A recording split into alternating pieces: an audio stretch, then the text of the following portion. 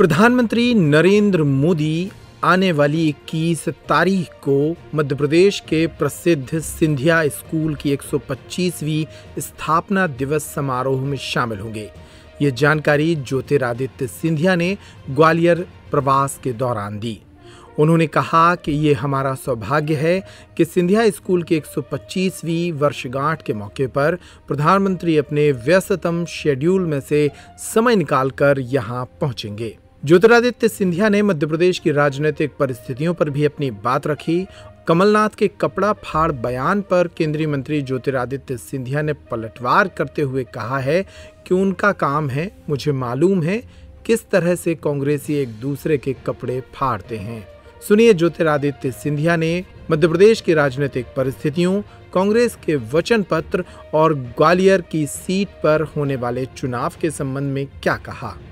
सौभाग्य है कि प्रधानमंत्री जी का आगमन हमारे ग्वालियर के केवल नहीं, लेकिन प्रदेश की केवल नहीं, लेकिन देश की अग्रिम और प्राथमिक शिक्षा की संस्था सिंधिया स्कूल का 125वीं वर्षगांठ पर उनका आगमन हो रहा है।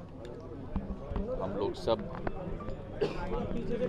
उनके कृतज्ञ हैं कि उन्होंने अपने की व्यस्तता में अपना समय निकालकर हमारे संस्था में पधारे और केवल संस्था नहीं, केवल संस्था के हमारे सभी गणमान्य सदस्य केवल नहीं, लेकिन पूर्ण ग्वालियर उत्साहित है उनके स्वागत के लिए। और एक बहुत महत्वपूर्ण समय सिंधिया स्कूल के इतिहास में भी है। 1897 में जो स्थापित शिक्षा की संस्था माधव महाराज प्रथम के द्वारा ग्वालियर स्टेट के लिए केवल नहीं, लेकिन देश के लिए की गई थी, आज वो एक बहुत महत्वपूर्ण स्तंभ के रूप में भारत की विकास और प्रगति में स्थापित हो चुका है। आज मेरा अलग अलग विधानसभाओं का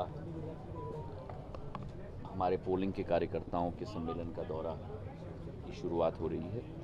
पिछले प्रवास में मैंने भितरवार और चंदेरी का दौरा किया था और अब निरंतर अगले 8-10 दिन में मेरा दौरा है। अब मुझे पूरा विश्वास है, वो अब उनका काम है। मुझे मालूम है मेरी सोच कांग्रेसियों की नहीं है जो हर चीज़ को पकड़ पकड़ के फाड़े। मेरी यही सोच है कि हमें अपने काम में अपना ध्यान देना होगा। उनको अपना काम देखना है, हमको अपना काम देखना है। मेरी सोच सदैव सकारात्मक रही है। मेरी सोच सदैव जनता के विकास और प्रगति और संगठन को मजबूती प्रदान करने की रही है। अपने इर्द गिर्द नकारात्मक तत्व कांग्रेस पार्टी के सदैव रहे, लेकिन जो समय हमें दिया गया है इस पृथ्वी पर, उस समय का सदुपयोग करके लोगों की आशाओं और आकांक्षाओं पर खड़े उतरना, मेरे पूर्वजों की तरह, मेरी आजी अम्मा की तरह, मेरे पूज्य पिताजी की तरह प्रधानमंत्री जी के पद चिन्हों और उनके दिखाए हुए रास्ते पर चल के हमें लोगों की सेवा, लोगों का विकास और लोगों की प्रगति, और यही आपने भी देखा है पिछले 20 वर्षों में, यही मेरी कोशिश है।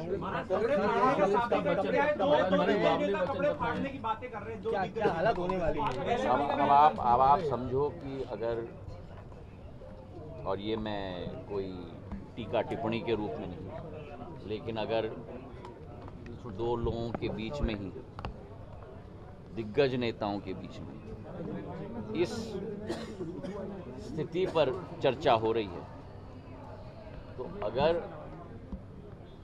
मुझे विश्वास है प्रदेश की जनता ये होने नहीं देगी, लेकिन अगर उनके हाथ में शासन आएगी तो जनता का क्या हाल होगा। अगर उन दोनों के बीच में यही हाल है तो जनता का क्या हाल होने वाला है। जनता के लिए 101 वचन दे दिए। और जहाँ तक वचनों की बात है, वो तो एक इतनी गहरी खाई है कांग्रेस की और इन दोनों की कि वचन की लिस्ट तो बड़ी लंबी होती है पर पूरी एक भी नहीं होती। मैनिफेस्टो बनाना, उसमें अनेक तरीके के मिश्रण, अनेक तरीके के लुभानवी मुद्दों को डालना, ये बहुत आसान है। लेकिन 15 महीनों में जो इन्होंने मध्य प्रदेश का पूरी तरह से चौपट स्थिति कर दी थी, मैं तो मानता हूं कि प्रदेश की जनता इन दोनों को कभी माफ नहीं करेगी और कांग्रेस पार्टी को माफ नहीं करेगी। ग्वालियर दक्षिण से आप चुनाव लड़े, इसको लेकर मैं भारतीय जनता पार्टी का मैं सामान्य कार्यकर्ता हूँ। ये भारतीय जनता पार्टी की फौज है।